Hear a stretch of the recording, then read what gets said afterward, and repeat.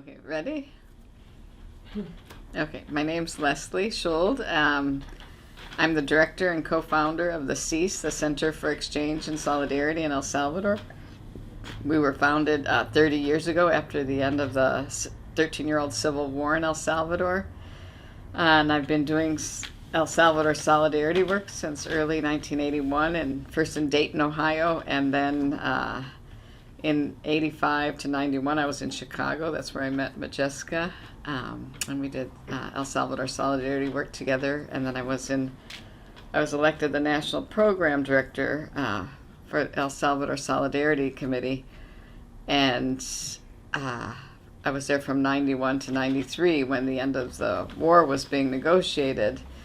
So it was as the program director, it was my job to talk to the Salvadorans about what to do when the war ended. And they said, even though the war is going to end, the root causes are still present, and we need international solidarity. And the root causes, principally the social and economic inequality that dated back to the Spanish conquest, when land was stolen from the indigenous and they were made into slave laborers, and the lack of democracy and human rights, which kind of the violation of democracy and human rights strengthened in the 1932 with a massacre of the indigenous people in El Salvador. And that was sparked by the international economic depression. When coffee prices fell on the international market, the indigenous who worked for just slave wages, and only for a couple months a year during the coffee harvest, they were not paid their wages for harvesting the coffee. And the rest of the year they lived off of just subsistence, bean and corns, and they had to give the best crops over to the people that had stolen their lands. So they began to organize when they weren't paid even their meager centavos, like they were paid like 10 cents for working all day and picking the coffee. And when they didn't get that, they organized, and there was an uprising. And the wealthy landowners, and instead of negotiating how to pay them, answered them with repression, and thousands of indigenous people were killed. And that's why in El Salvador there's very little indigenous dress or indigenous language still spoken, although it is still genetically present, but people don't identify or speak the language. And so there was that, and then so people were silenced with this grave repression in the 1930s, and then they began to organize again in the 1970s, and especially had a big influence the Catholic Church with the liberation theology. After Vatican II, instead of teaching the Old Testament and that if you were born poor, that was God's will and you would get your reward in heaven, they started to teach the New Testament and the life of Jesus, that you could work and walk with the poor on earth, that you could build the kingdom of heaven on earth. So there was a lot of farm worker organizing, students organizing, and calling for democracy, for education, for healthcare, which was basically nil. Again, there was still the military dictatorship that was put in place from the massacre in 1932. Instead of negotiating some of these rights, the government and the wealthy oligarchy met again with repression. So peaceful protests were met with massacres. The Archbishop Romero, who's now Saint Romero, was killed in March of 1980, and it spurred off a civil war because people didn't have the means to make change through peaceful means. In there were still elections, even though there was a military dictatorship. But in 1972 and 1977, the people organized to overthrow the military candidate, or to beat the military candidate, which they did. But then the next morning it was announced that the military had won the elections.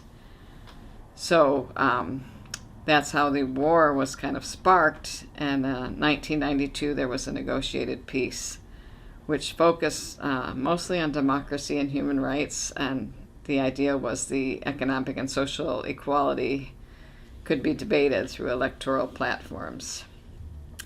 So there were some great advances, such as democratic elections. The FMLN, who was the guerrilla organization, was recognized as a political party and could participate. There was freedom of speech. People could speak different viewpoints without fear of repression. There was a human rights office open to address government violations of human rights. The Treasury Police, the National Police, the National Guard, which were the biggest violators of human rights, were dismantled, and a new civilian police force was put in place with training on human rights. And the military reduced more than half their size. And so although it was a weak democracy, people had options. And first, the right-wing Arena Party governed, and then the FMLN won the elections in 2009, so several years after the peace accords. And, unfortunately, there was not, after the initial implementation of the peace accords, there were not strong efforts made to organize or to work for the respect for human rights or more economic and social justice. And there was fertile grounds for gangs to become very strong in El Salvador that now were actually founded in the United States, but were being deported once the war ended back to El Salvador. Gangs did not exist in El Salvador previous to the U.S. deporting them there. And since there were no government programs really for youth, or, a lot of the parents didn't, they were poor, didn't even have any formal education, never was dealt with the gang problem. And both Arena and the FMLN dealt with it with repression, which, with heavy hand, what they call these policies, but not looking at the root causes. And so that kind of gave fertile ground for this third party and this young president who was elected in 2019, Nayib Bukele, because he was a young person. He wasn't related, connected to the war. He seemed to be very invested in young people. And so he won, and he ran a publicity agency, so he knew how to work propaganda and very smart with technology, and so he readily won the elections with people looking for a change. And in the beginning, he promised like a new university in every department, which not one has been built. He promised schools, which have not been built, hospitals that have not been built. And most of the money has been built in publicity to keep him in power, and Bitcoin, which millions of dollars of tax money was invested to put make crypto money the official money. Every Salvadoran was given $30 to try to, but everybody got their $30 and then never used it again, because obviously it's very unstable. And then money was built to build a huge mega prison, the biggest prison, I think, in Latin America. It holds 40,000 people to hold these gang members. And 18 months ago, in March of 2022, he suspended constitutional rights and human rights, such as the presumption of innocence, right to a due process, the privacy of phones or telecommunications. The police can demand your phone and all the connections you have. And so since that time, the there's been a grave violation of human rights because the president put out that he wanted 60,000 gang members arrested, which was the estimated number of active gang members. And so police and military were given bonuses to arrest gang members, but the gang members fled prior to, because they had knowledge that this was going to be implemented, or the first week.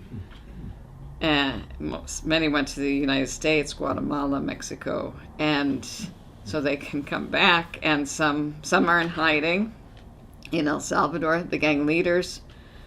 And the 72,000 people they arrested, it's estimated about 20 to 25% are active gang members. 20 to 25 or 25% are estimated completely innocent, nothing to do with gangs. And 50% are what are, I think, poorly called collaborators, because people collaborate with the gangs under the threat of death.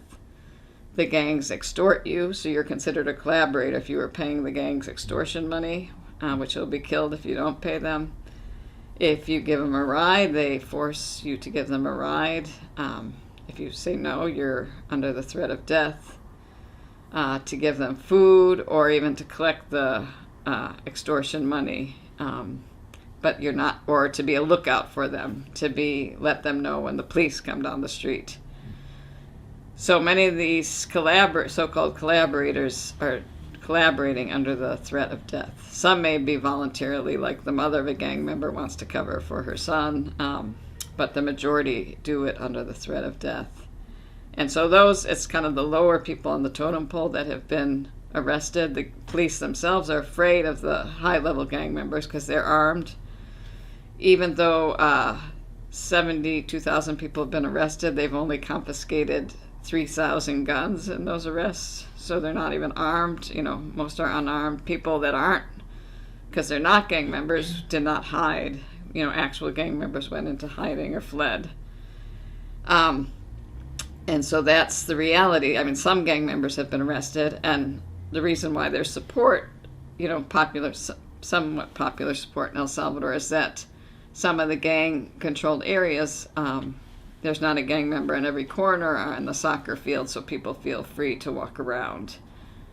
And I should say some people, because some people that kind of know what's going on, they know there's gang members in hiding, so they still don't go out, or they don't send their sons out.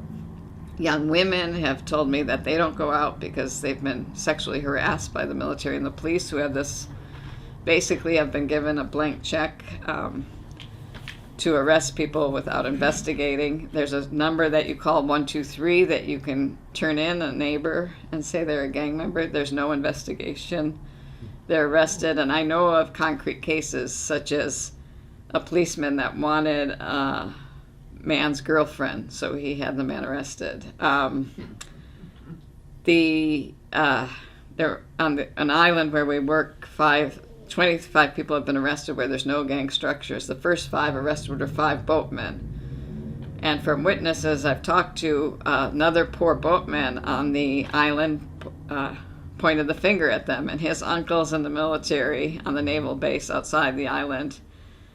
And he has 3 new luxury boats since they were arrested. So, people can do it for personal if you don't get along with your neighborhood or you're envious. A woman I know that got arrested, she was a motorcycle taxi driver, and she was the only woman that did that. The other men didn't want her doing that because most of the people went to her because she was more friendly and personable and explained the island, and they tried to get her permit to drive the motorcycle taxi revoked, and the island council supported her, and 4 days later she was arrested.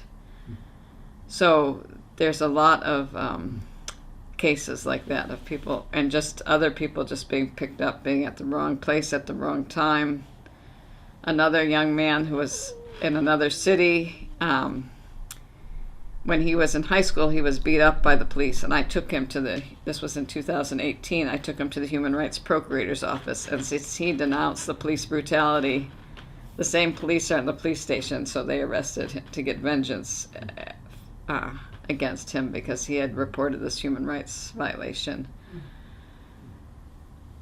Now, the other thing that is very concerning is the grave violation of human rights that's happening inside the prison. And many, in the media, both in El Salvador and here, in the mega prison, they show the men lined up that are tattooed from head to foot. Most of those gang members were arrested 10 or 20 years ago. They're not people that have been arrested under the suspension of rights, but they make good for a good photo opportunity to say all these evil looking people are in jail and we arrested them and that's why you're safe. And so they've been all taken to the new prison and they look pretty healthy and they live in, they're used to coming in and out of prison, so they know how to live that life. But in the meantime, the innocent people arrested are in the other older prisons, which have less facilities, less beds, one bathroom to 200 people, one toilet. And they are being starved to death. They're given about 4 ounces of food twice a day. We've been successful in getting a few people out, and they've lost between 60 and 90 pounds. They have anemia. They are malnourished, dehydrated, so we have to get them immediate medical attention when we do get them out. And some people die. Many people have died in prison. Half because they've been denied medical attention. If you have diabetes, you go to prison and they don't give you your insulin, you will die. And half because they've been beaten to death. And 95% of those that have died in prison are innocent. Nobody that's died in prison, or very few, have proof of being active gang members. Trade unionists have died, pastors have died, young men, people that are active in their community and people that have families. And there has been some international outcry, and it's having some impact. The government said there was only a 1% margin of error of the 72,000 people arrested, but now they say they've let 7,000, 10% out that are innocent. But we know there's thousands of more innocent still in jail. The first, and I should mention this, 18 months, nobody's allowed to see a family member. Nobody's allowed to see a lawyer. The windows are boarded up on the jail. They're given the light of day maybe once a week. When they get into prison, they're made to walk about a half a city block on hot gravel on their knees as their initiation, and then they're beaten when they get to the end of that. This is from testimony from many people we have talked to in it that have gotten out. And the 7,000 people released, nobody's been declared innocent or guilty. They still have to go in every 15 days and sign in with the courts. It's the U.S. ambassador in El Salvador now has been clamoring to restore due process. And there's rumors that it's being negotiated because in exchange for a loan from the IMF that due process may be restored. We don't know yet what negotiations will be agreed to. But the international lending agencies don't want to give to El Salvador principally because of Bitcoin, but also because of the human rights violations. And but the government is in serious economic trouble. Most of the money has been sent on millions on Bitcoin, public funds to set up Bitcoin kiosks and ATM machines all over the country, and giving everybody $30. Millions is spent on publicity. When any government official goes out, they have at least 10 cameramen with them, or women, and photographers. And they own and run several internet channels to make it look, to put their message in different words and make it look, to manipulate people.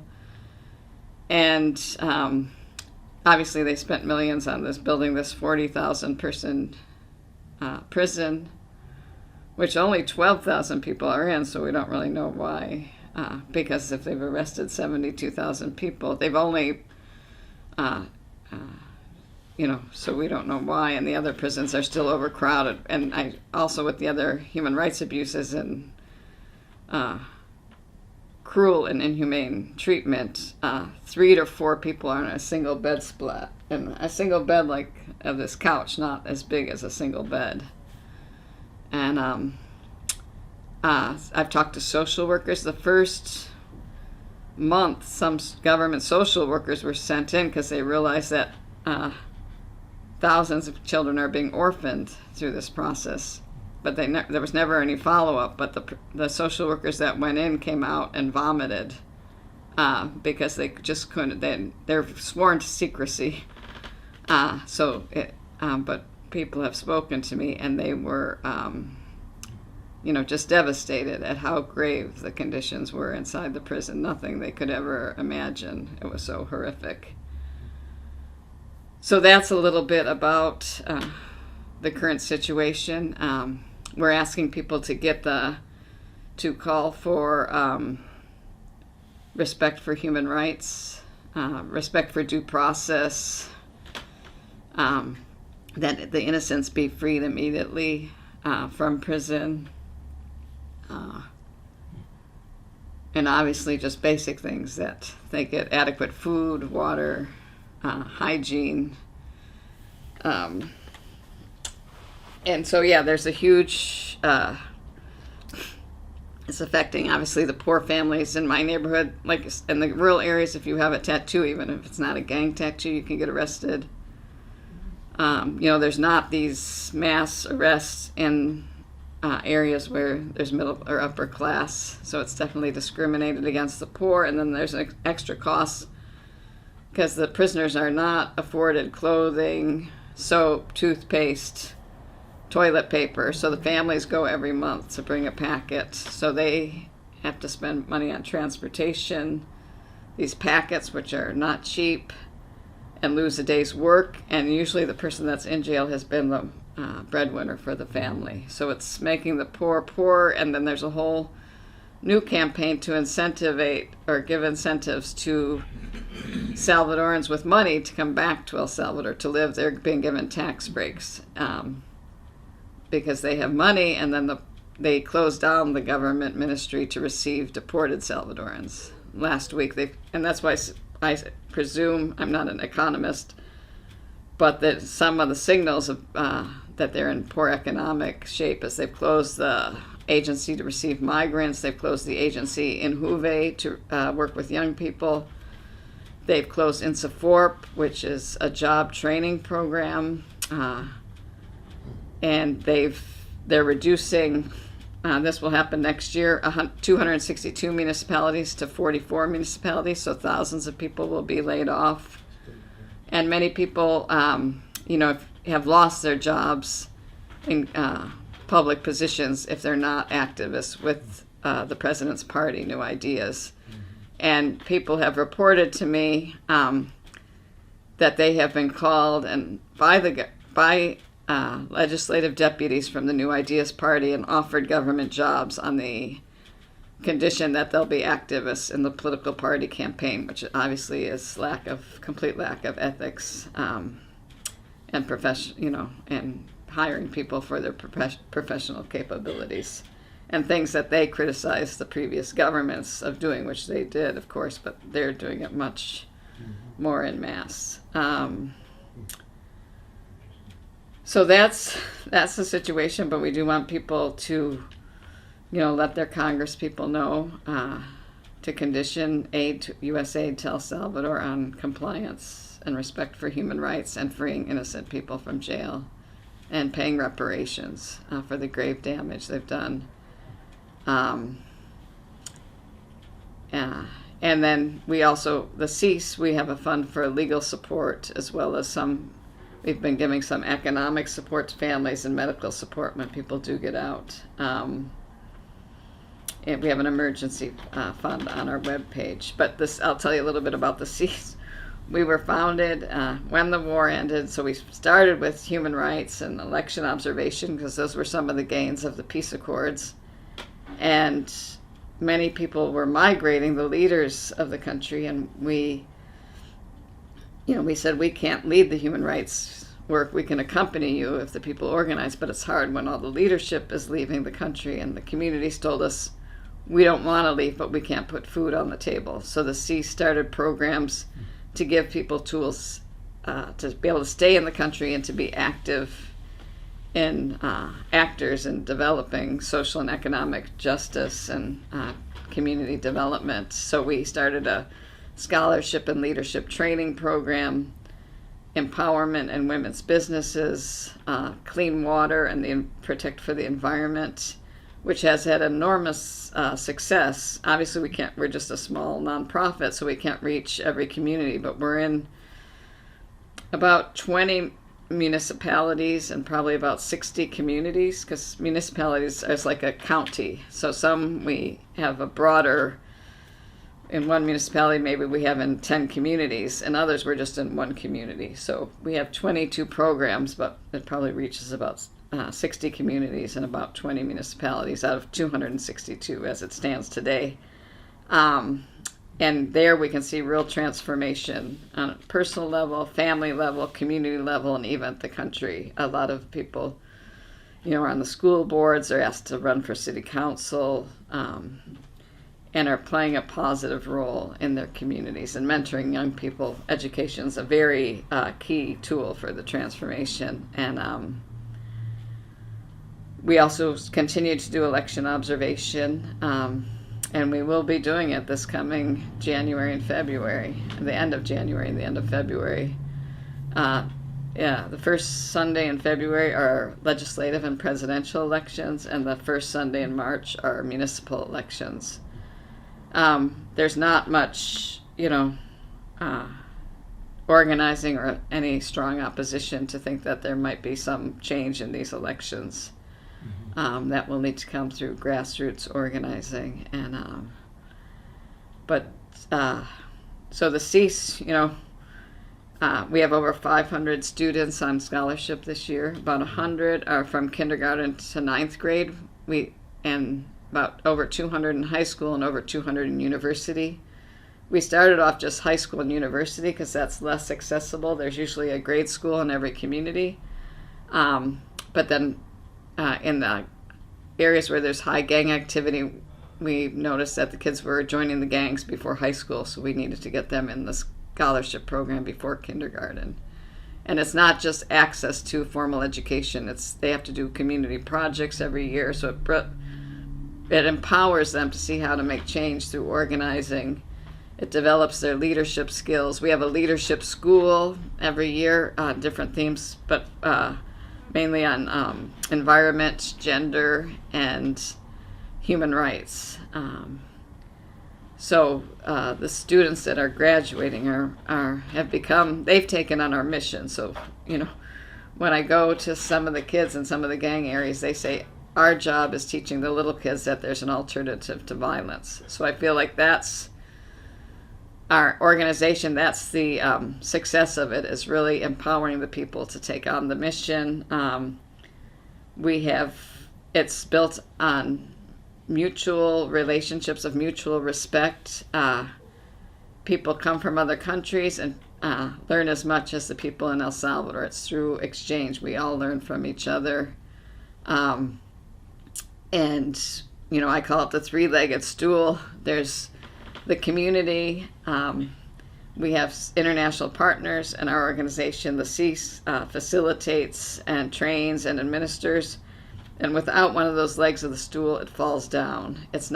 We're not based on charity, we're based on solidarity, giving people the tools to make transformation, not just a handout that we can say, oh, feel good, and take a picture, and that's it. It's really based on working on transforming, empowering, and social justice.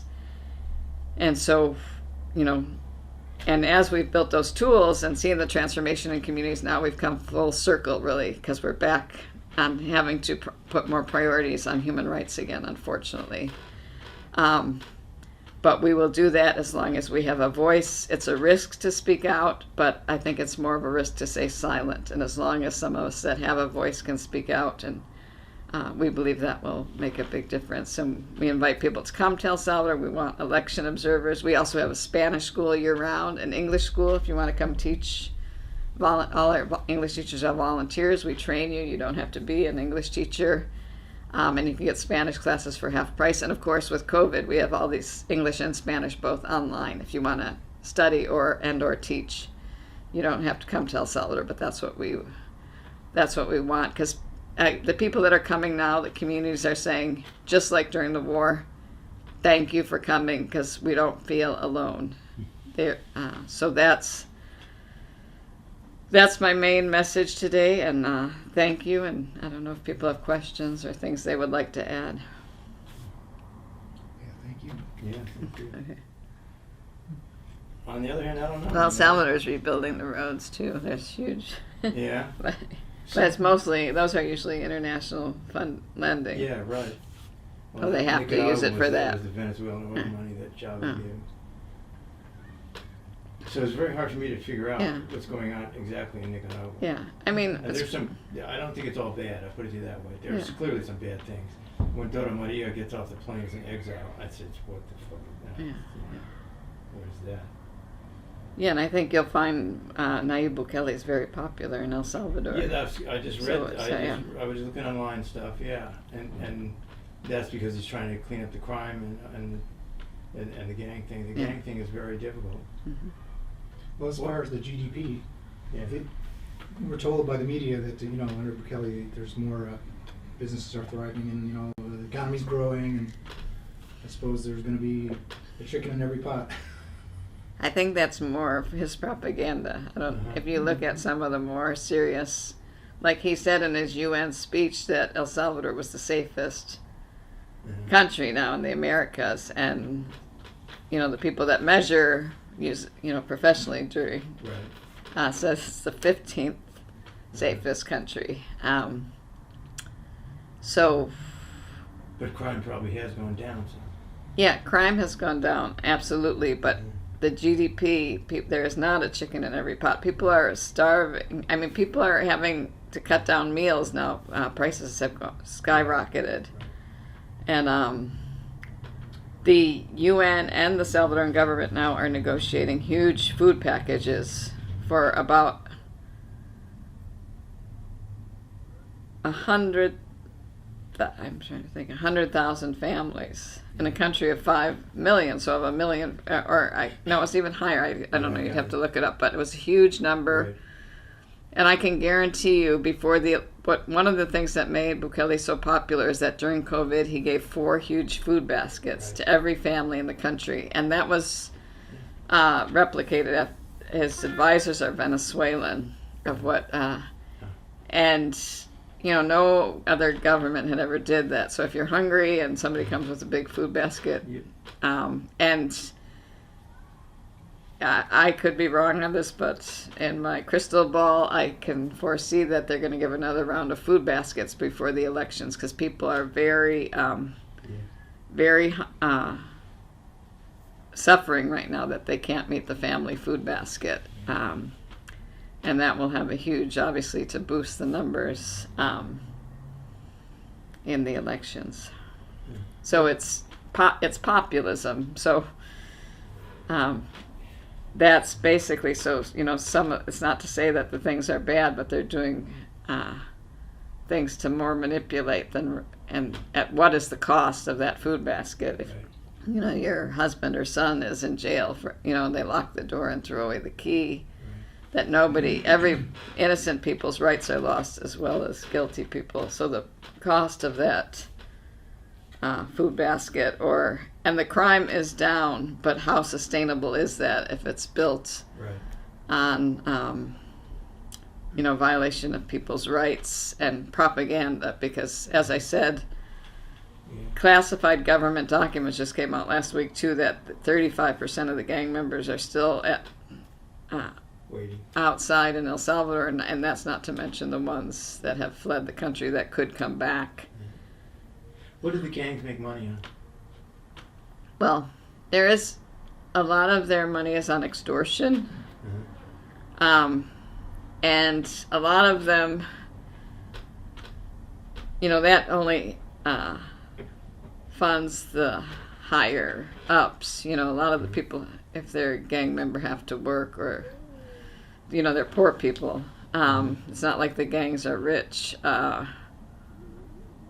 Most are very poor people and excluded they don't have parents. The most vulnerable people are recruited into the gangs. One day I had to go bring a neighbor to the public hospital, where the poorest people go. And, the people were very poor. And when gang members would come in, they had nice tennis shoes, nice jeans. So it's very attractive. Sure. But yeah, it's not like the gangs have a lot of money. They have, of the 72,000 people, there's only 3,000 got small arms that have been captured. It's not like a lot of them live in poor conditions. You mentioned they lock them up and throw away the key. I've heard that these people arrested are not having trials and they're not getting sentences, and they're basically just intending to hold them the rest of their life. That's right. Nobody's had a trial so far, and it's been over 18 months. The people that have been freed are basically it's substitutive conditions. They're just awaiting trial. They have to go report to the court every 15 days. The government says it's going to start trials at the end of the year, and because obviously there's 72,000, they're saying they might try as many as 900 people at a time. Right. So if they do that, obviously the thought of getting out is pretty minimal. Unless the lawyer can really separate them out. Like I'm thinking on this island where we work, maybe we'll get people out because there's no criminal structures if we can get them grouped. But I have another former scholarship student who lives in a gang-infested neighborhood. If he's tried with the people in his neighborhood, there are high gang, will he be thrown in jail for, the president said they won't see the light of day. So it's anybody's guess. There's a lot of pressure, obviously, to give them due process. And the U.S. Embassy has actually taken a stand on that over the last couple of weeks. So you can't say it's due process if 900 people are tried at once. So, it's yet to be seen. But so far, nobody's been tried. We can get a special hearing that for some people it's very difficult. And that's how we've been able to get some of them out of jail. And some were basically being let out as what I would call a lottery. They were letting some people out. They would do from what we've heard from people in prison, they did lie detector tests, which aren't. And so some people, didn't matter if you passed or failed. We don't know really how then it was determined who would get out. And I've asked people in the Attorney General's office and high up, they say they have no idea, which is another thing. The prison, the director of the prisons has more power than a judge. There's orders, some of the people we got orders from a judge to release immediately weren't let out for 1, 2, or 3 months later.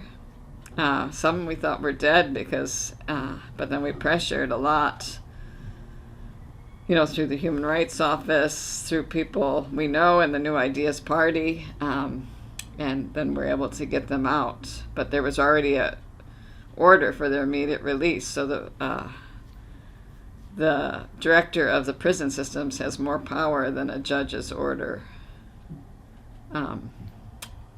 And that, Osiris Luna, he's the director of the prison. It's well documented in El Faro, an online magazine, that him and his mother stole millions of dollars in the COVID relief. He had the prisoners repackage them out of the government bags for the food for families and then sold them wholesale.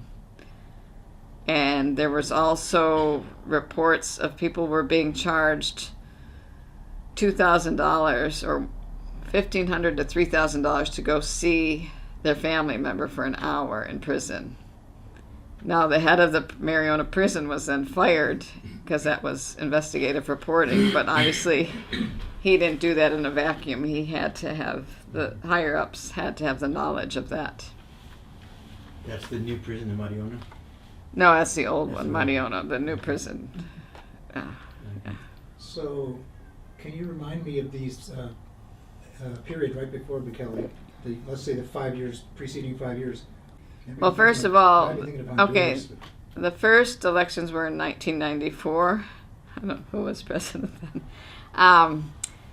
And Arena won the elections from 1994, that's the right-wing party, to 2009. And the FMLN governed from 2009 to 2019, which was the former guerrilla movement. And there was basically Thank you.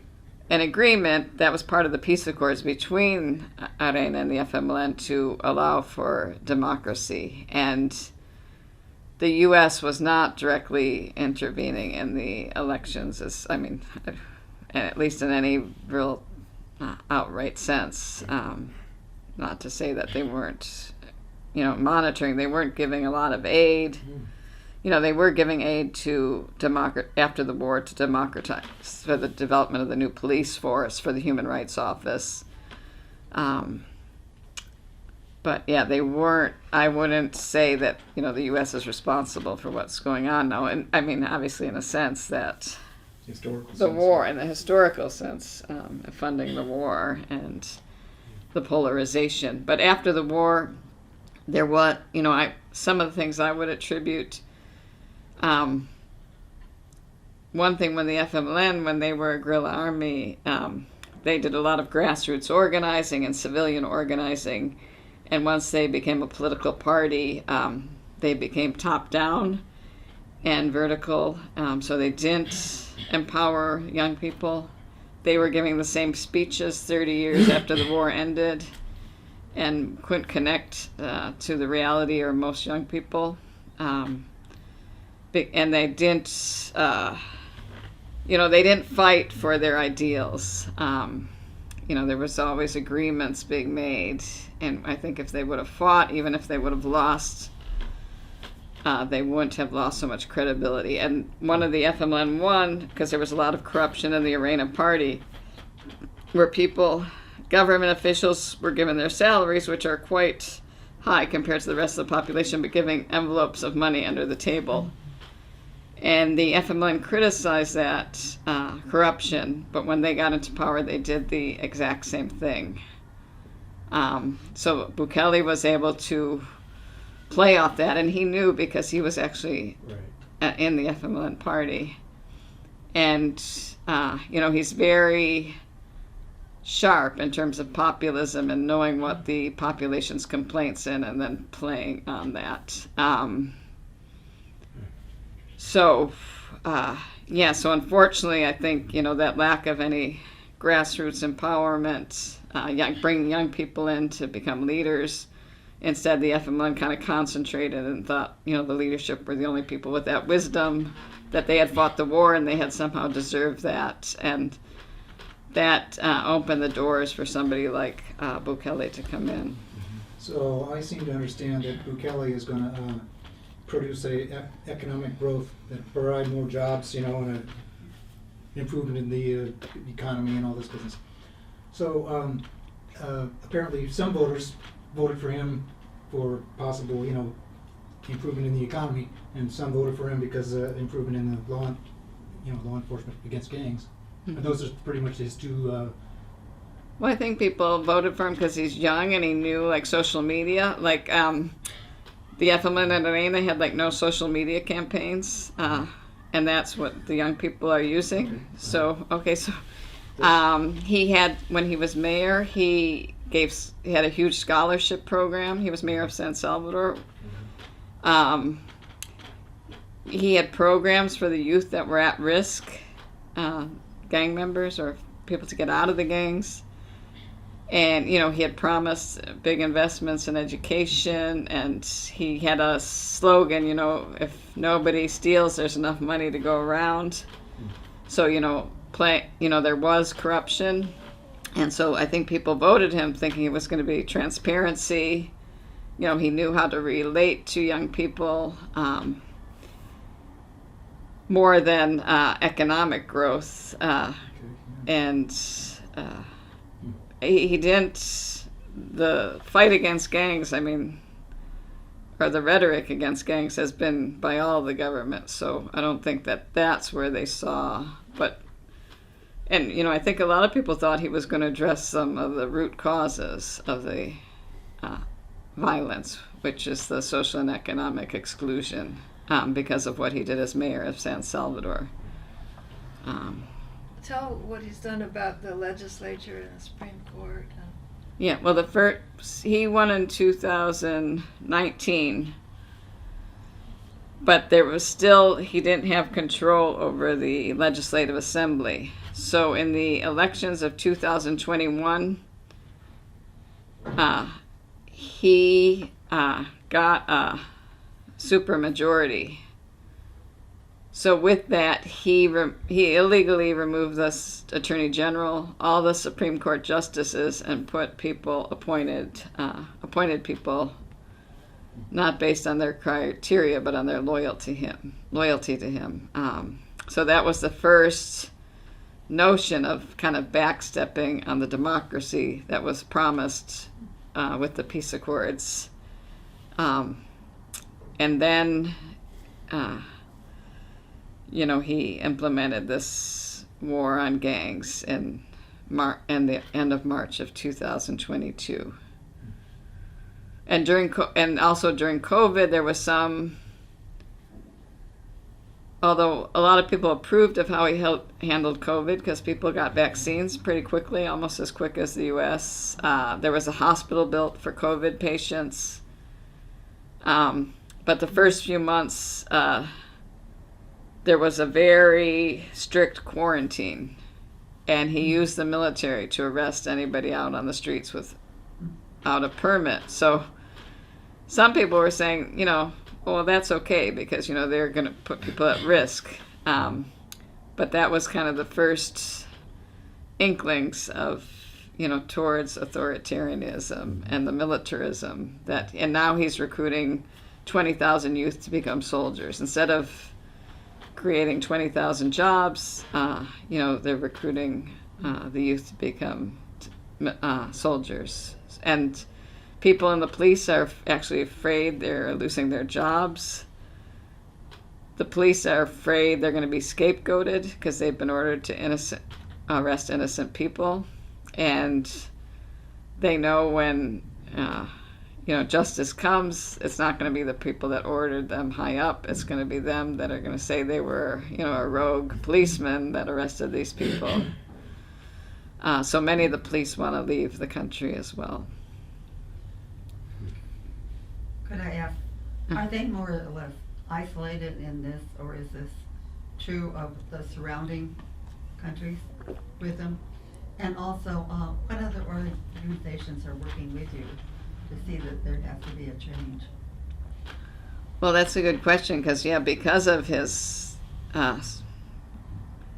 control or brilliance in the social media, other countries are saying, oh, we want a Bukele, Chile, Guatemala, Honduras, even Honduras, which elected a progressive president,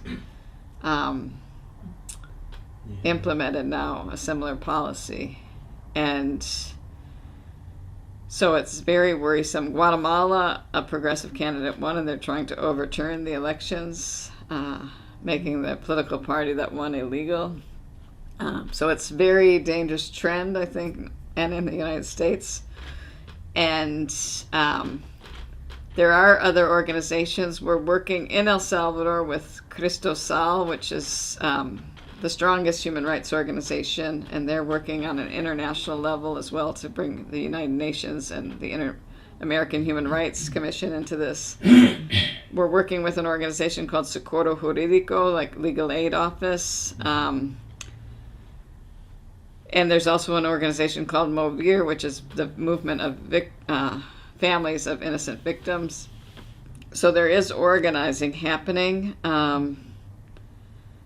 And internationally, Amnesty International has gotten involved, the United Nations, so different organizations, and that does have an impact, even though the discourse of the president is saying, like the United Nations, a very nationalist speech, like nobody knows El Salvador to be criticizing us, and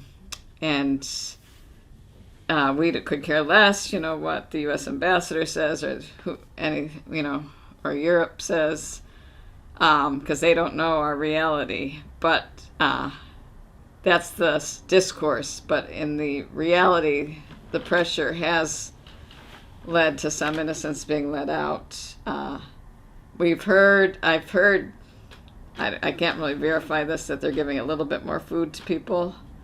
So, and that's because of these denunciations. So it's very important to say what's coming out. The New Yorker just did a beautiful film and an article.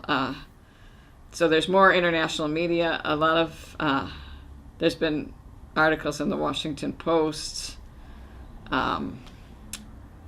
The American magazine, a Jesuit magazine, did a very good article last year. There's been reports in El País in Spain, the Telegraph in England, newspapers from the Netherlands. So international voice is very important, and well as nationally. People want the press that's not controlled by the government is speaking out, because as long as they know that they could be shut down, but they are right. The main thing is, though, people are afraid to speak, to get some of these testimonies, to raise people's awareness of what's going on. Do the physical people exist that would be necessary to actually have trials for all these people, if the necessary investigations? And I mean, maybe there just aren't that many professionals in the whole country. Or, I mean, what's the situation? Is it possible that there's going to be justice? Is it even physically possible? Probably not.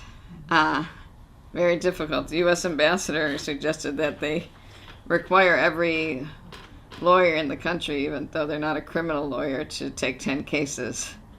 That was one proposal he had, because it's physically impossible for there to be justice. And judges and courts, are Yeah. the judges and courts still, do they exist, so that even if the cases were brought? The judges exist. The judges and the attorney generals get also bonuses if they convict people.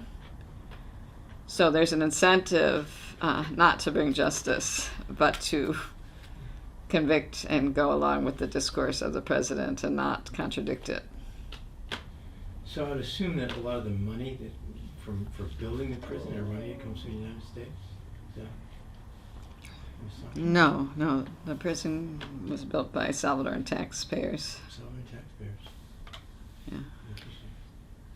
So Giuliani was a hired consultant for many years there in the past. What can you tell us about that? Rudy? Yeah, Rudy. I don't think it's a relevant question at this point. Yeah, we'll see what happens. He obviously didn't do away with the gangs and probably got paid a lot of money, but he wasn't a consultant for a long time, maybe a So year. it sounds, is there any particular political ideology with the New Ideas Party? Is there any, like, it sounds like the FMLN is pretty much discredited the left alternative in the short run. And I'm just curious if people are seeing any kind of motivation. People that were leading study groups for New Ideas before they won the elections told me they were studying Mein Kampf. Really? Yeah. I don't, they claim to have no political ideology. Were they studying it to avoid the errors of history, or to get ideas like Saddam Hussein, who was a great fan of Stalin and Hitler? Well, I asked the person that told me that, who was a friend of mine, and by the look on my face, he immediately backstepped and said, well, we're studying other things too. And then I asked him what, and he couldn't answer. So and then he said, yeah, basically, well, there's good and bad in everything. We need to study it. But, That's pretty interesting. yeah, it's not what I would choose to read if I was trying to build a social and economic justice and human rights. Do you think the FMLN has permanently discredited that line of politics or not? Yeah, I think the FMLN is permanently discredited. There are good people in the FMLN, and I think still have those ideals and are honest. But the people leading, probably stuff I wouldn't get into, but the people leading it have a vertical top-down, and some of them are actually consultants to Bukele, and I think may have done some of the same. I shouldn't. I'll just stop there. We might know somebody from Eugene in that category. Yeah, somebody from Eugene. So. Anyway, that's interesting. Yeah, I think the FMLN does not have much credibility. They'll be lucky if they get 2 deputies in the Legislative Assembly. Interesting. But there is obviously still people that are committed to the ideals, but I think they would have to remake themselves as. And I think that there were 2 kind of tendencies in the FMLN, one top down and one that change comes from the bottom up, and maybe they should have divided a long time ago. And the way this guy in Eugene explained it to me was after the war, the internationals, big boys, wanted to get into El Salvador, and the 40 families wouldn't play ball with them, so they made a deal with one of those branches of the FMLN and basically, got them on board playing with international capital rules. I don't know. This is a guy who was in exile in Eugene for a long time. okay. What was the nature of his activity Yeah, that he wanted to do? He was a labor organizer in El Salvador. Hmm. Anyway. Yeah, it's interesting. Yeah. Thanks for sharing. Yeah, I think the FMLN was limited in what they could do because they didn't have a majority in the Congress, but they also, didn't fight for some of those ideals that they fought for during the war, and I think that would. Yeah. It's a hard situation. Shafiq Handel said that the era of overcoming American imperialism militarily was over. He was definitely right about that. Mm-hmm. So I think people in El Salvador saw what happened in Nicaragua and they didn't want to do that. Mm-hmm. That's understandable. Have any other churches joined you at all?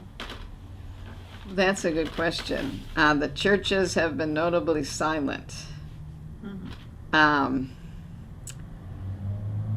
Yeah, including because many of the people arrested are members of churches, and they've been notably silenced. The Archbishop of the Catholic Church has said, the other thing I should mention, the election's coming up. Nayib Bukele is running for president again, even though it's prohibited in the Constitution. And the Archbishop said, well, he's popular, so he can run again. This would be his 3rd term? No, second. His 2nd term? Yeah. Okay. Yeah, and it's a 5-year term. You can run again, but not consecutively. Okay. And he's running again, and the Catholic Church has a human rights office that has not said a word, and I know for a fact that they receive denunciations from their members that have been unjustly arrested. There's a couple evangelical pastors that are speaking out for human rights, but it's a minority. And most of the evangelical churches, a lot of their members are arrested, have not come out in defense because they're, afraid or they're getting benefits because obviously they're going to be looked for the elections. What about left institutions or, bloggers or organizations in the U.S.? There's usually like 100, socialist and communist organizations, and sometimes they get an interest in a particular country, But do you see that sort of interest in El Salvador by the so-called left in the U.S.? I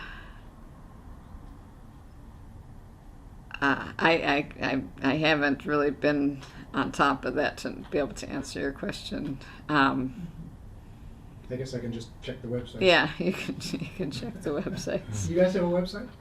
Yes, we do. You do, I like it too. What is Oh, it? thank you. I'm looking at it. CIS-elsalvador.org. Mhm. And it's in English and Spanish. Yeah, so, we're going to keep doing our work as long as we can, and especially the empowering the young people, because Yeah. somebody's going to need to rebuild, and, people with critical thinking, because right now, unless you, if no contradictions are allowed. The mayor of San Salvador, who's very popular in New Ideas, early on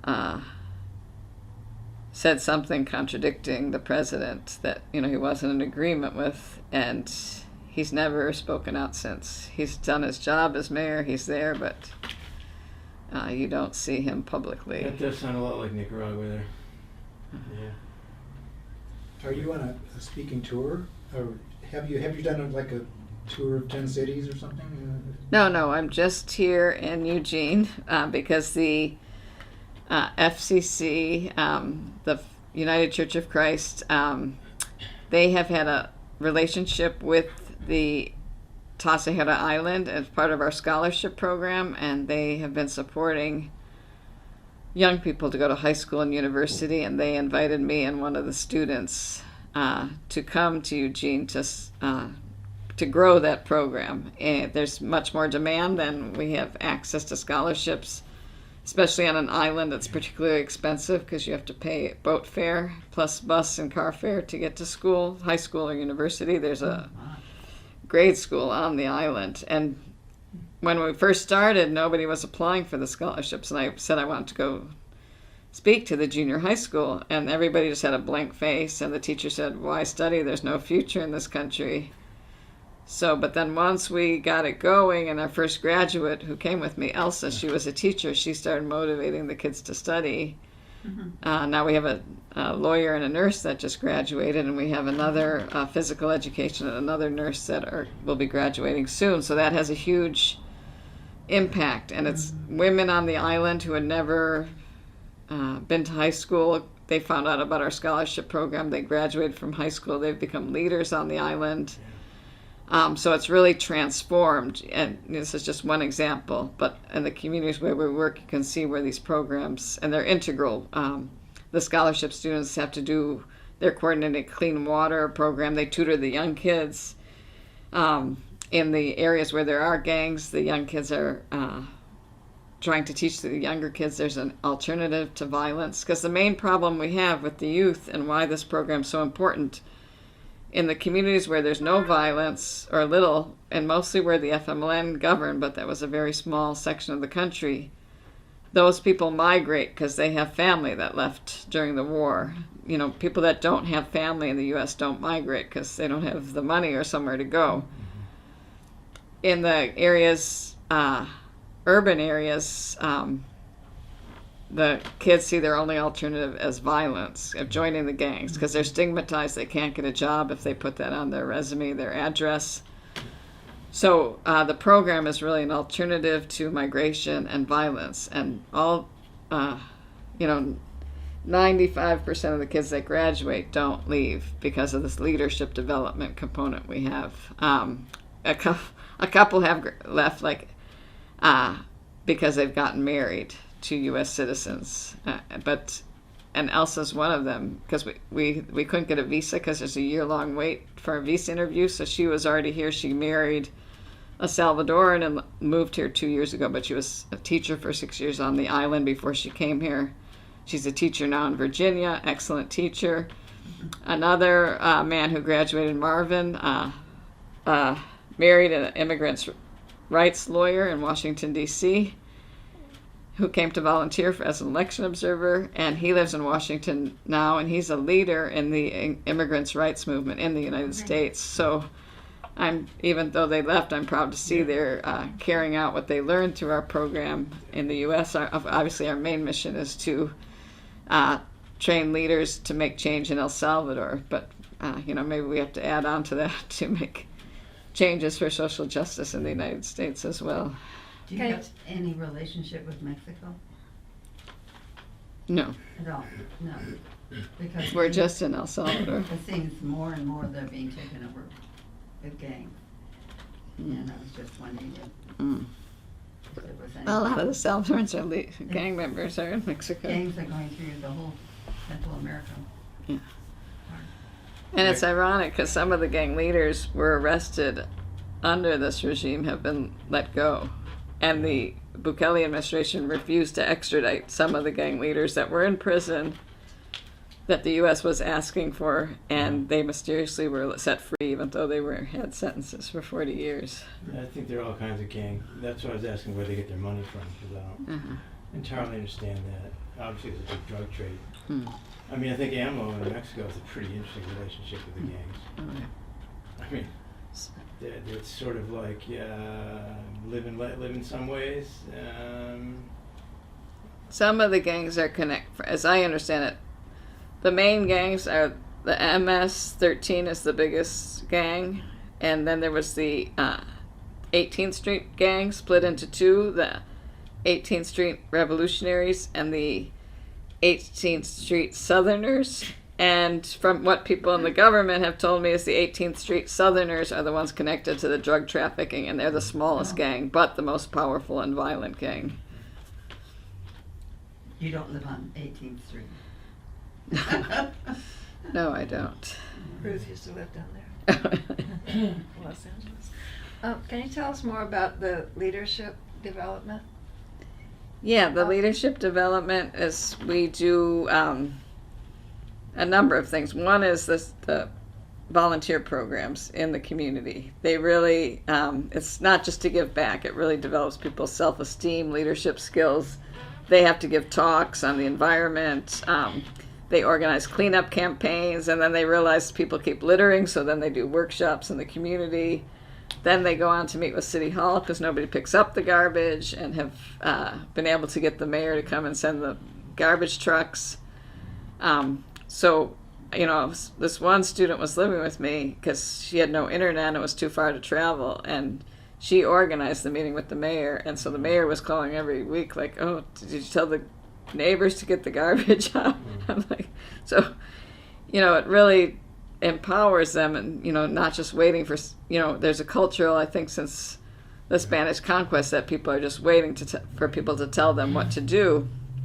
So we really want to, you know, empower them through these community development projects. And the other students that I already mentioned, they do tutoring. Some do art and mental health therapy, especially in the high gang areas. And that's where the youth are saying they see it as their role to teach the younger kids that there's an alternative to violence. So these are just some of the practical things they do. We also do we do a course where 2 or 3 leaders are selected from each program for a 6-month course, which we either focus on environment, human rights, or gender equality. And we kind of evaluate depending, you know, what the input from the young people and what the situation in the country is. And then we have an annual retreat, which we have about 140 students participate in, which is a 3-day intensive kind of leadership training and different activities that they participate in. And we have some experts come in and develop analysis and group discussions. So that's the main components of the leadership. So you can see, you know, we started with scholarships in areas that were destroyed by the war, and most of the people were leaving the country after they graduated. So we said it's not our mission to train the workforce for the U.S., so let's try to get people tools to stay in the country. And so that's when we added these other components, which are probably more important than actually the diploma, but you can see the big difference. Like Victor, who runs our English school, he was a graduate of our scholarship program, and in El Salvador, to get a bachelor's degree, you have to have a thesis, and so usually do it in groups. So him and his he majored in English, so he invited me to the defense of his thesis, and the 3 presented very well, but when the professor started asking questions, Victor could just very comfortably answer without pausing, and the other two, weren't that. So you could really just tell the difference. He had volunteered teaching English for a year with us and just had total confidence and ability. And so when you go for a job interview, it's not just showing your diploma. They're able to talk about, what they've done as their volunteer projects, because it's hard to get work experience in El Salvador because it's just the economic conditions. You can't study and go to school because you don't have a car, and it takes an hour to get, across town because of the traffic. So you're going to be totally depleted, spending a couple hours on a bus. 8 hours. We don't really have part-time jobs like in the United States, so you have to have it's more than 8 hours because it's a 44-hour work week to get any decent salary. I mean, or you can go make pupusas, but you're going to get paid $1 for doing heavy work that night. It's not even going to cover your bus fare. So, unless you have one next door, there's not too much incentive. So those are just some of the conditions, but I'm just very proud. You can just seeing the students and their leadership capacity that have come out of our program. Where do the trainings take place? How many locations are there? Are you just doing the programs inside of existing schools, or do you have like a bunch of centers around the country? Or Well, we do some of the trainings in our office, or we rent a place in San Salvador because it's more centrally located. But then there's trainings in each community. Some of them have centers. Some borrow the local church or the local school, ask for permission. Some of the places where we have centers, like because we have the program I mentioned, women's businesses, we've actually invested in infrastructure and the women let them meet there. Or there's a community center, so it varies from community to community.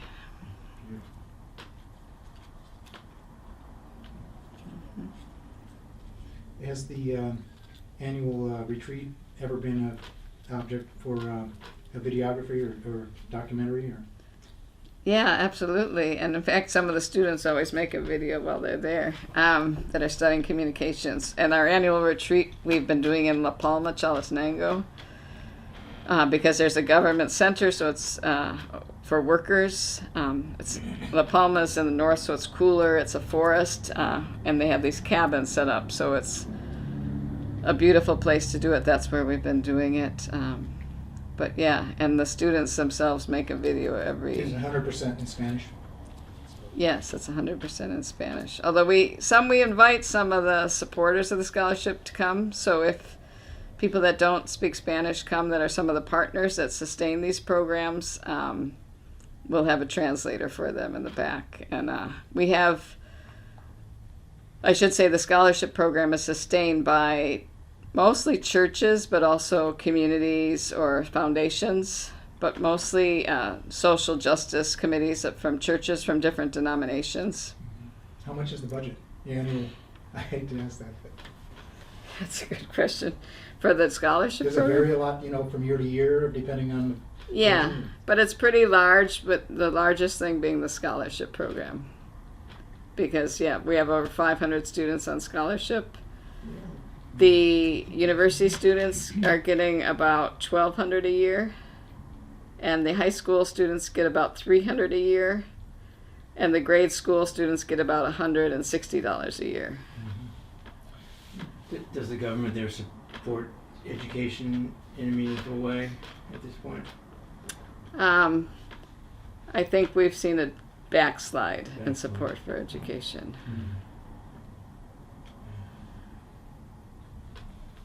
The U.S. Immigration Service knows the addresses of all the people from Latin American countries who have come to make a living in the U.S.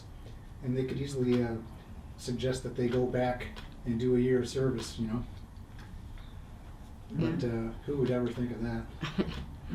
Or pay them, Why not does the U.S. have a program, The U.S. actually has a program to bring, like Mexico, what do you call them? Temporary Guest worker program? guest workers. HTA.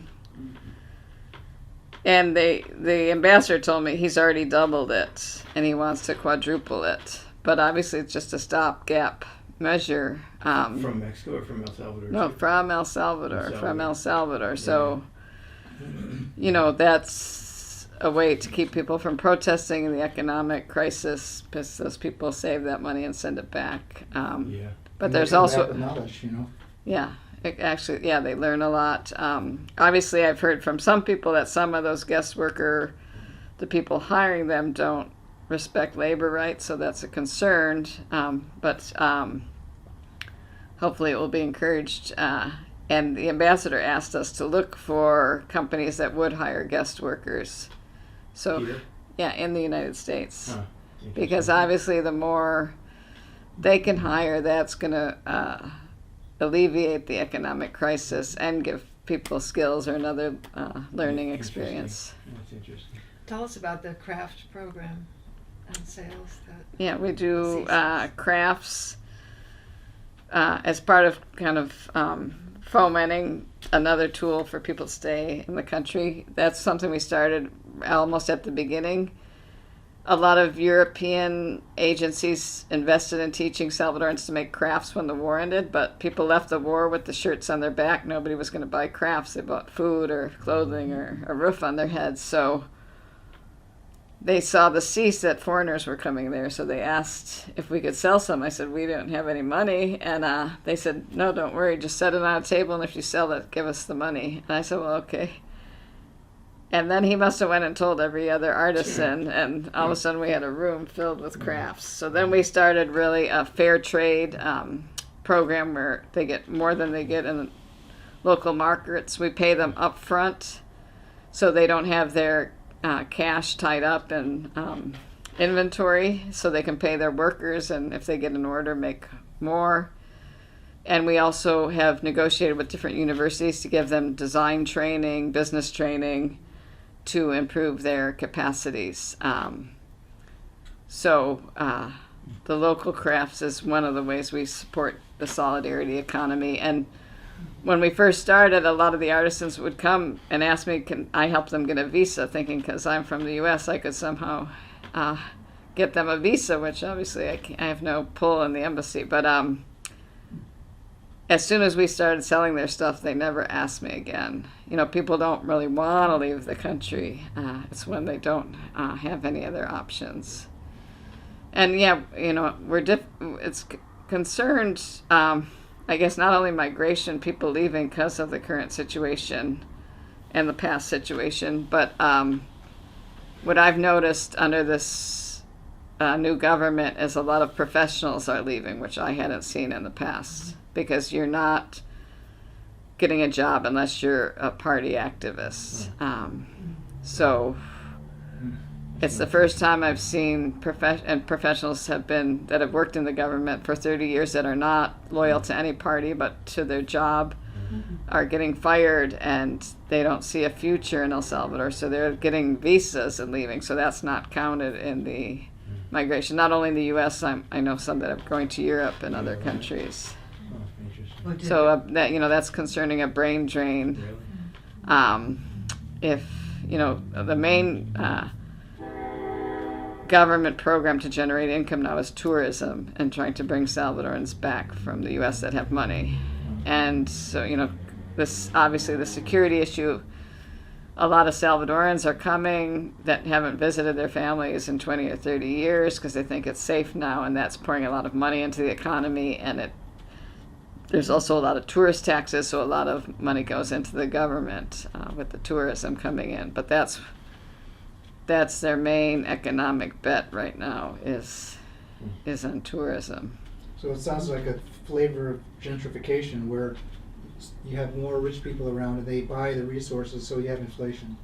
Where your country's economy is not really growing, but there's just this kind of like serving the rich people. Yeah, it looks like it's growing because this money's coming in, but the poor are getting poorer. Before a Salvadoran family, you could go to the beach for the weekend, once or twice a year and rent a house. Now those prices have skyrocketed, so the locals can't really use them, but people are coming from Australia, Canada, or the United States and saying, oh yeah, it's people with money, it's a good deal. But Right. it's making the poor poorer and less accessible, including with real estate, because it's, people are buying up Yeah. Airbnb and stuff, and then the poor people or the middle class don't have access to buy. Do you have the rich, there are literally tens of thousands of billionaires in the world who go to places like El Salvador because they bring their loot and spend it. And so do you have like any Russian, row in one of the streets, or like you have a bunch of foreign gangsters there? Not that I'm aware of. But the king, well, it's interesting that you say that, because a month ago, the king of Qatar came to El Salvador. Ah, got it. So, and we know Qatar is a human rights violator. So, Oh, yeah. but, yeah, we don't know. We should let you stop. Unless you want to end on Unless you some got- yeah, positive, unless you got very something. positive story. or No, positive note I think about that, it's important for El Salvador solidarity. It's important for people to visit, to learn the different point of views. On the one hand, some people being happy with the feeling more secure, and then on the other hand, people's rights being violated and devastated by the situation. So that people don't feel like they're alone, like during the war. I mean, a lot of people obviously applauded when there was a war. People applauded when, in 1932, when they when they massacred the rabble-rousing indigenous population. People applauded when they repressed the guerrilla army. And people are applauding now the repression of the gangs. But if you don't get to the root causes, what is going to be the next? It's going to reappear. It's just going to keep reappearing in a different form in history. So it's very, I think, important for people to come and to support, I believe, efforts to try to break some of those patterns and give the people that are excluded power and respect for human rights and access to programs to protect the environment, and gender equality. I think a lot of the violence is also rooted in the misogyny, machismo culture. The police and the military are misogynist and machista. The gangs are misogynist, machista. The church, the education system is often taught. I went into a public classroom and the teacher was saying women need to obey their husbands.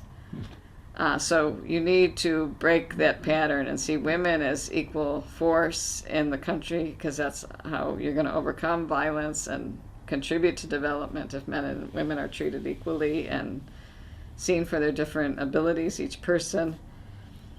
So I think any accompaniment, and of course the program here in Eugene of supporting scholarships and leadership development, or at large, CEAS also, in addition, most of our scholarship programs I mentioned are centered in 22 municipalities or communities. We also have a gender scholarship fund that people have been excluded or discriminated because of their gender, and we work with an organization of trans women to get scholarships, because trans women in El Salvador, the only job option they have is really sex workers. Mm-hmm. So with the scholarship program, the stigmatization is lifted. They have more options for jobs and opting for other jobs in the society. We also support scholarships for women. There's an absolute prohibition of abortion in El Salvador, even if the woman's life is in danger, if it's a child who's been the victim of incest or rape. And so women are, actually for miscarriages, are given 30 to 40-year prison sentences, and all poor women, because when you have an obstetric emergency, you call 911, and if anybody's seeing an aided an abortion, they go to jail, and it's hard to tell the difference between a miscarriage and abortion. So the police and the healthcare workers, to cover their backs, put them in handcuffs instead of getting the medical care they need. And they're stigmatized. We've been part of a coalition to get the women out of prison. Many have gotten out after serving 10-year terms. And they're extremely poor, single mothers. So we've given some of them scholarships as well as their children. When they went to jail, they had other children they were caring for. And because of that extreme poverty, and they spent 10 years without any income, a relative took them in, and now the mothers come out with no skills and, have that responsibility. We also give their children scholarships. So a way to overcome stigmatization and give them tools to be active in the community and to survive. So any of those programs, welcome to sports, study Spanish, study English, teach English, online or in El Salvador. But yeah, come and visit El Salvador. We need election observers for the last week of January and the last week of February, going into the first of each month. So thank you. Thank you. Thank you.